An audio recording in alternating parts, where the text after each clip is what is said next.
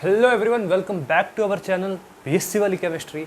आज हम लोग शुरू करने वाले हैं इंडक्टिव इफेक्ट को। ठीक है, अब यहाँ से आपको थोड़ी मन की शांति मिलेगी। अभी तक प्री जीओसी चल रहा था जो कि बहुत ही ज़्यादा इंपॉर्टेंट है। मैं बार बार बोल रहा हूँ कि वो आपका बेस बनाएगा ऑर्गेनिक केमिस्ट्री को समझने के लिए।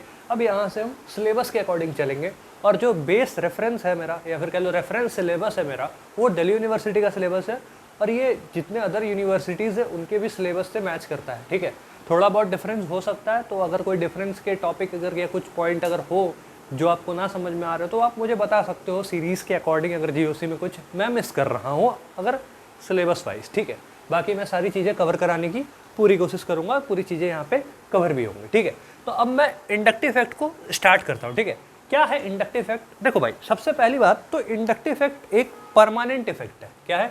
इंडक्टिव इफेक्ट एक परमानेंट इफेक्ट है।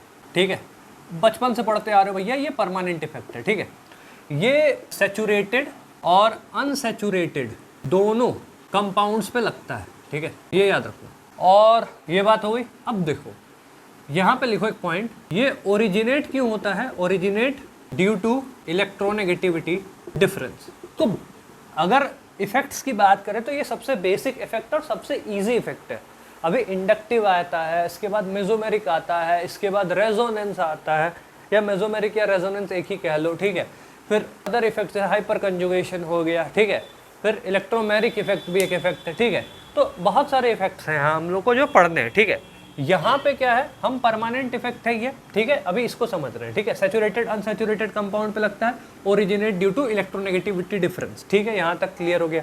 अब मैं इसको और एक्सप्लेन करता हूँ इलेक्ट्रोनेगेटिविटी डिफरेंस को। देखो भाई, अगर मान लो कार्बन के बीच में बॉन्ड बना हुआ है, ठीक है, तो कार्बन के बीच या इलेक्ट्रॉन कहीं यहाँ पे होगा, क्योंकि यहाँ पे कोई इलेक्ट्रोनेगेटिविटी डिफरेंस नहीं है। ठीक है, अगर मैं कार्बन नाइट्रोजन के बीच अगर समझाने के लिए ऐसे बॉन्ड बनाया हूँ तो ये कहीं इधर होगा, क्योंकि इलेक्ट्रोनेगेटिविटी जो नाइट्रोजन का है वो ज़्यादा है इलेक्ट्रोनेगेटिविटी कार्बन से। ठीक है, अगर मैं यही कार्बन ऑक्सीजन के बीच के चीज़ों को समझाने की कोशिश करूँ तो इसमें भी कुछ ऐसा ही सा होगा।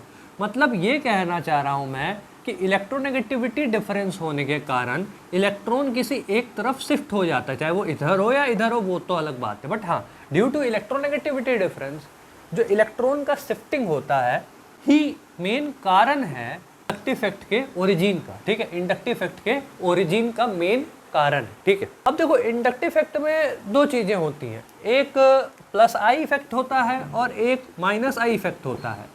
अब प्लस आई का मतलब क्या है और माइनस आई का मतलब क्या है? देखो, प्लस आई मतलब एक तरह से समझ लो इलेक्ट्रॉन डोनेटिंग ग्रुप के कारण होता है, और माइनस आई इलेक्ट्रॉन विड्रॉइंग ग्रुप के कारण होता है, EDG और EWG। ठीक है, और इसे ये कह लो माइनस आई ग्रुप के कारण होता है और ये कह लो प्लस आई ग्रुप के कारण होता है। अब क्या है माइनस आई ग्रुप और क्या है प्लस आई ग्रुप?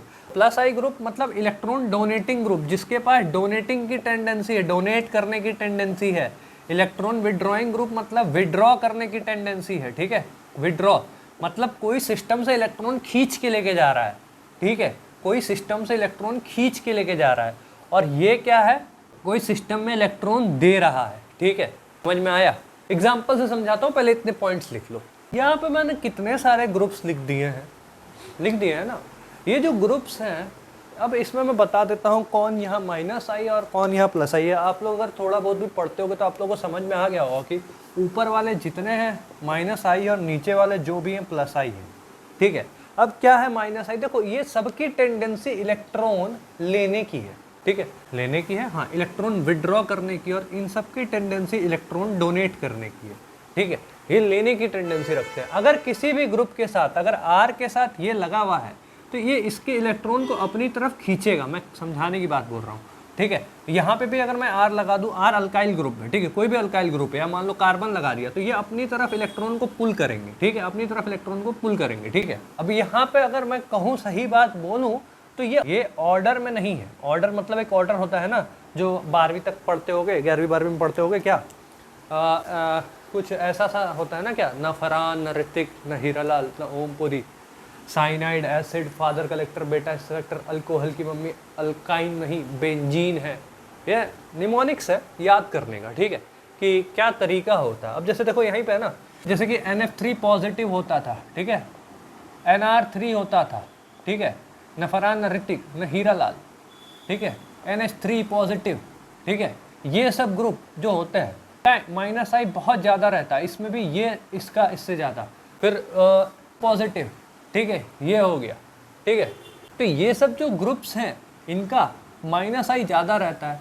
उसी तरह जैसे RO नेगेटिव है। अब देखो भाई, अब देखो यहाँ पे समझ, देखो अब यहाँ पे ऑर्डर उतना इम्पोर्टेंट नहीं है, चीज़ों को देख के तुम्हें जवाब देना है, ठीक है।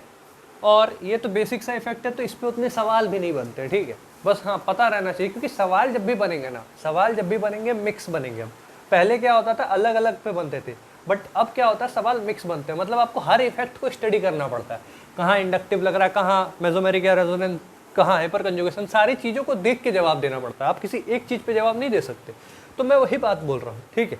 तो ये चीज़ें हैं, तो ये सब जो है जैसे NO2, अब देखो यहाँ पे क्या है भैया, इसकी इलेक्ट्रॉन विड्रॉ करने की टेंडेंसी बहुत अधिक है, ठीक है, और इनकी डोनेट करने की टेंडेंसी बहुत अधिक है, ठीक है। RO नेगेटिव है, CO नेगेटिव, भैया इलेक्ट्रोनेगेटिव पर नेगेटिव चार्ज ऑलरेडी कर्जे में डूबा हुआ है, इसको और कर्जे में डाल रहे हो नेगेटिव चार्ज देके, ठीक है।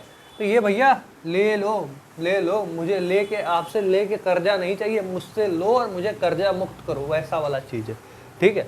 तो ये लिखो, फिर मैं अब एक कुछ एग्जाम्पल लूँगा, 2 एग्जाम्पल लूँगा और पूरा इंडक्टिव इफेक्ट खत्म कर दूँगा, ठीक है। लिखो, यहाँ पे मैंने 2 एग्जाम्पल लिखे हैं, अब इससे समझ में आ जाएगा पूरी चीज़ें, ठीक है। देखो मैं अभी जो ऑर्डर बता रहा था ना, न फरहान, न ऋतिक, न हीरालाल, न ओमपुरी, ठीक है, तो वहाँ NO2 होगा, गलती से NO2 पॉजिटिव लिख दिया, ठीक है। तो वो एक बार देख लेना। और हाँ, जितनी चीज़ें मैं बता रहा हूँ इससे भी आपका काम हो जाएगा, ठीक है, क्योंकि ऑर्डर अगर आप कहोगे तो मैं आपको बता दूंगा, वैसे मैंने बता दिया, बट हाँ प्रॉपर तरीके से यहाँ लिख के समझा दूंगा अगर आप कहोगे तो। नहीं तो मैं +2 लेवल के लिए भी वीडियो बनाने वाला हूँ, मतलब जो है उनके लिए, तो वहाँ पे मैं बहुत सारी चीज़ें जो बेसिक की है वहाँ पे कवर करूँगा, तो आप वहाँ पे भी जाके देख सकते हो, ठीक है। क्योंकि मैं मान के चल रहा हूँ यहाँ इतनी चीज़ें तो आपको आनी ही चाहिए कि जिससे इतनी दिक्कतें यहाँ ना हो, ठीक है। तो सवाल बनने चाहिए, सवाल कैसे अप्रोच करना है ये चीज़ इंपॉर्टेंट है, और इसके पीछे का कंसेप्ट इंपॉर्टेंट है। तो कंसेप्ट तो मैंने यहाँ पे कवर किया है, ठीक है। अब जैसे यहाँ पे मैंने 2 सवाल लिखे हैं, तो अब इस सवाल को समझाने से पहले मैं एक टॉपिक समझाऊंगा, एक इम्पॉर्टेंट चीज़ समझाऊंगा, ठीक है। इम्पॉर्टेंट चीज़ क्या है, सबको पता है SP, SP2, SP3, ये मैंने भी बताया, पहले भी बताया, ठीक है, कि यहाँ पे इसमें परसेंटेज एस कैरेक्टर की अगर मैं बात कर रहा हूँ तो SP में परसेंटेज एस कैरेक्टर 50% है, इसमें 33.3%, इसमें 25% है। अब अगर मैं इसे बॉन्ड एंगल के रेस्पेक्ट में देखूं, किसके रेस्पेक्ट में देखूं, बॉन्ड एंगल के रेस्पेक्ट में देखूं, तो SP में बॉन्ड एंगल करीबन करीब 180 डिग्री होता है, SP2 में 120 डिग्री के करीब होता है, और SP3 में 109 पॉइंट समथिंग होता है, ठीक है। ये मैंने आपको बताया बॉन्ड एंगल। तो जैसे जैसे परसेंटेज एस कैरेक्टर घट रहा है, या कह लो परसेंटेज एस कैरेक्टर जैसे जैसे बढ़ रहा है, डायरेक्टली प्रोपोर्शनल है bond angle, percentage S character directly proportional है बॉन्ड एंगल के। इसका बॉन्ड एंगल ज़्यादा, इसका एस कैरेक्टर ज़्यादा, इसका बॉन्ड एंगल ज़्यादा मतलब इससे कम तो इसका एस कैरेक्टर कम, इसका और कम तो बॉन्ड एंगल और कम, ठीक है। तो एस कैरेक्टर क्या है, बॉन्ड एंगल के। और यही मैं अगर कहूँ इलेक्ट्रोनेगेटिविटी के, तो क्योंकि एस कैरेक्टर इलेक्ट्रोनेगेटिविटी पे है, जिसका एस कैरेक्टर ज़्यादा उसकी इलेक्ट्रोनेगेटिविटी ज़्यादा, ठीक है। और ये चीज़ है, और यही अगर मैं कहूँ तो ये इन्वर्सली प्रोपोर्शनल हो जाता है बॉन्ड लेंथ के, क्योंकि जिसका एस कैरेक्टर ज़्यादा उसका बॉन्ड लेंथ उतना कम, और बॉन्ड लेंथ उतना कम तो उसका बॉन्ड स्ट्रेंथ उतना ज़्यादा। तो ये जो चीज़ मैं यहाँ पे लिखा हूँ ना, इसे गांठ बांध दो, ठीक है। ये जो चीज़ लिखा हूँ इसे गांठ बांध दो। जब मैं रिवीजन कराऊँगा तो मैं वो भी चीज़ें समझाऊंगा, इससे रिलेटेड कुछ कुछ और भी बातें हैं, बट अभी इतना काफ़ी, इसलिए अभी इतना रखो। और भी कुछ कुछ चीज़ें हैं जो मैं रिवीजन कराऊंगा तब मैं बताऊंगा, ठीक है, वो एड ऑन पॉइंट है, ठीक है। तो यहाँ तक समझ में आया, ये अभी यूज़ होगा, अभी कैसे यूज़ होगा वो मैं बताऊँगा, ठीक है। फिलहाल इसे जिस तरीके से हम लोग सॉल्व करते हैं आज तक सवाल, वो करते हैं, ठीक है। अब जैसे यहाँ NR3 है, R अल्काइल ग्रुप है, और अल्काइल ग्रुप क्या होता है, +I ग्रुप होता है। तो भैया ये ऐसा कुछ होगा, यहाँ 2 अल्काइल ग्रुप है, यहाँ 1 अल्काइल ग्रुप है, यहाँ तो भैया नहीं है, ठीक है। ऐसा कहते हैं कि हाइड्रोजन का जो ना +I इफेक्ट शो करता है ना -I इफेक्ट शो करता है, ठीक है। तो वो ऐसी बात है। तो NH3 पॉजिटिव अपने आप में एक -I ग्रुप है, तुम्हें भी मालूम है, ठीक है। NH3 पॉजिटिव अपने आप में एक -I ग्रुप है, बहुत पावरफुल -I ग्रुप है।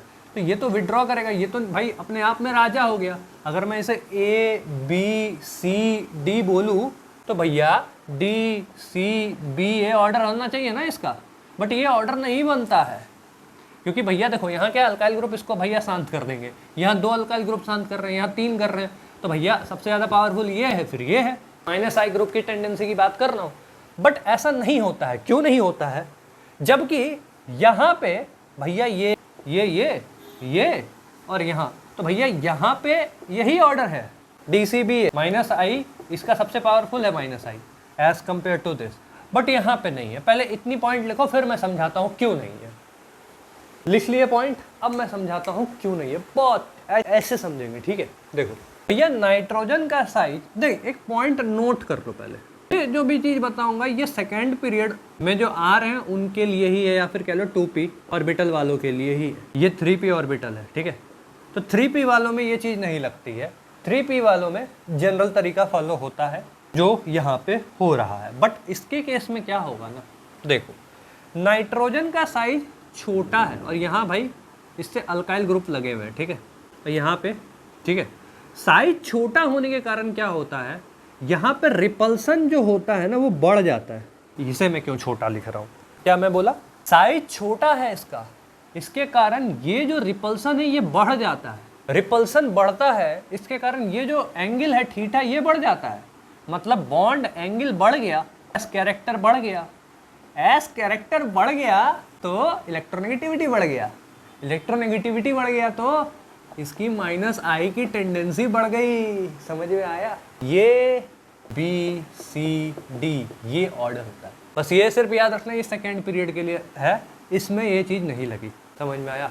क्या मस्त चीज़ थी। अब भाई देखो सीधी सी बात है, इसके जो एप्लीकेशंस होते हैं इंडक्टिव इफेक्ट के, या कार्बोकैटायन की स्टेबिलिटी, कार्बन आयन की stability, acidic strength, basic strength, अभी मैं उन पर बात नहीं करूँगा क्योंकि भाई ग्रेजुएशन लेवल में आ गए हो तुम लोग।